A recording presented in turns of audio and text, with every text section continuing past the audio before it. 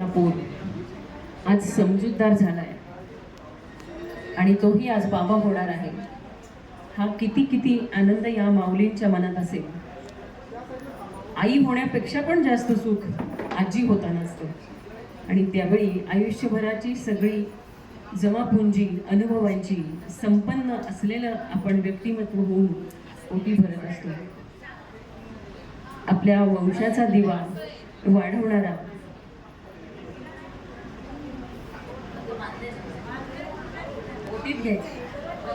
सासूबाईंनी दिलेला आईपणाचा बाईपणाचा या घराण्याचा वंश वाढवण्याचा वसा ते आपल्या सुनबाईंच्या ओटीत घालतात.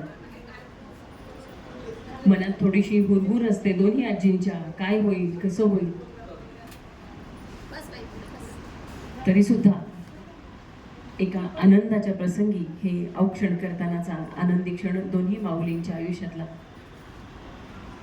आपली लाडाची लेक परक्याचं धन म्हणून वाढवतो. कधीतरी एकदा ती परक्याचं धन परक्याच्या घरी जाते आणि ती सुद्धा आई होणार आहे, आपल्यासारख्याच माऊली पदावर येणार आहे. हा आनंदी क्षण आपल्याही लेकीच्या आयुष्यात असायलाच पाहिजे ही प्रत्येक आईची इच्छा, आशा, अपेक्षा असते. आणि याच आनंदाच्या क्षणी आपल्या लेकीचं ओटीभरण करतानाचा हा कितीतरी आनंदी आणि कृतार्थ सार्थ झाल्याचा क्षण या माऊलींच्या आयुष्यातला. आई नेहमी भरताना ओटी भरताना तांदूळ वापरते, कारण आपली लाडाची लेक तिथे जाऊन स्थिरावली आहे, बहरली आहे.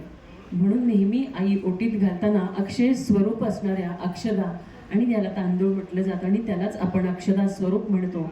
म्हणून कधीही माहेर वासणीची ओटी भरताना आई इतर कोणत्या धान्यापेक्षा तांदूळ वापरते, कारण ते शुभ्र असतात, पचायला हलके असतात आणि अक्षय सुख देणारे असतात.